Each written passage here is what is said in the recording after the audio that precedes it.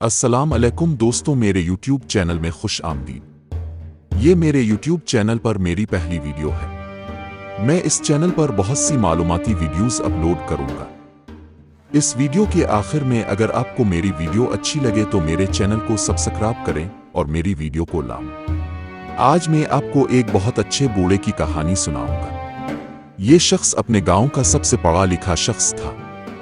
اس شخص کے پاس اسلام کی معلومات بھی ہیں اور وہ حافظ قرآن تھا۔ گاؤں کا ہر فرد اس کی عزت کرتا ہے اور نماز جنازہ کے لیے سب صرف اس کو پکارتے ہیں۔ اس کا گاؤں جنگل کے قریب تھا۔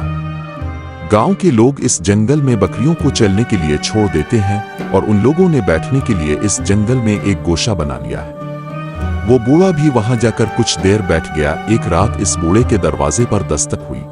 اس نے دروازہ کھولا تو اسے 4 بوڑھے لوگ نظر آئے۔ وہ بہت خوبصورت تھے اور ان کی سفید لمبی داڑھی تھی۔ اس نے اس سے پوچھا کہ وہ کون ہے؟ ان میں سے ایک نے پوچھا کہ مولوی قطب الدین یہاں ہیں؟ اس اچھے بوڑھے نے بتایا کہ میں مولوی قطب الدین۔ دروازے پر موجود شخص نے کہا کہ میرا بھائی مر گیا ہے اور چاہتا تھا کہ آپ اس کی نماز جنازہ پڑھیں۔ مولوی قطب الدین کا رات کو نماز جنازہ پڑھنے کا یہ پہلا موقع نہیں تھا، اس لیے وہ غیر معمولی محسوس نہیں کرتا۔ مولوی قطب الدین نے ان سے پوچھا کہ میں آپ کے بھائی سے پہلے کبھی ملا تھا؟ دروازے پر موجود شخص نے کہا کہ میرا بھائی آپ کے پاس آتا تھے اور آپ کو آپ کے پرانے گھر میں سنا تھا۔ مولوی قطب الدین نے ان سے کہا کہ میں کپڑے بدل کر آ رہا ہوں۔ جب مولوی قطب الدین کپڑے بدل کر آئے تو پھر وہ اسے اپنے ساتھ لے جانے لگا۔ وہ بہت تیز تھے، اس لیے مولوی کو ان کے ساتھ چلنا مشکل ہو رہا تھا۔ بہرحال ان کا گاؤں چھوٹ گیا اور پھر مولوی قطب الدین نے کہا مجھے لگتا ہے اب غلط سمت جا رہے ہیں۔ پھر بولے اے آدم کے بچے پریشان نہ ہو، ہم آپ کو صحیح سمت میں لے جا رہے ہیں۔ مولوی قطب الدین کو غیر معمولی محسوس ہوا۔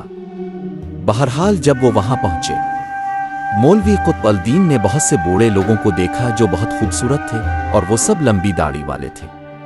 پھر مولوی کو یہاں لے جانے والے نے کہا کہ ہم مسلمان جنوں، انہوں نے کہا برائے مہربانی نماز جنازہ پڑھو۔ مولوی قطب الدین نے نماز جنازہ پڑھائی۔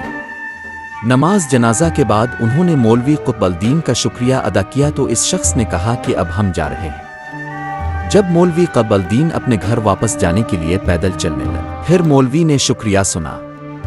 مولوی قطب الدین نے پیچھے مڑ کر دیکھا تو کوئی نہیں تھا۔ مولوی قطب الدین بے ہوش ہو گئے۔ جب وہ اٹھے تو وہ اپنے گھر میں تھے۔ جب مولوی قطب الدین نے پوچھا کہ میں یہاں کیسے پہنچا، کسی نے بتایا کہ مولوی قطب الدین اپنے گھر کے دروازے کے سامنے بے ہوش پڑے تھے۔ مولوی قطب الدین کی نسبت زندگی معمول پر آ گئی۔ مجھے امید ہے کہ آپ کو میری ویڈیو پسند آئی ہوگی۔ اگر آپ اس طرح کی مزید کہانیاں سننا چاہتے ہیں، میرے چینل کو سبسکرائب کریں۔ اللہ حافظ۔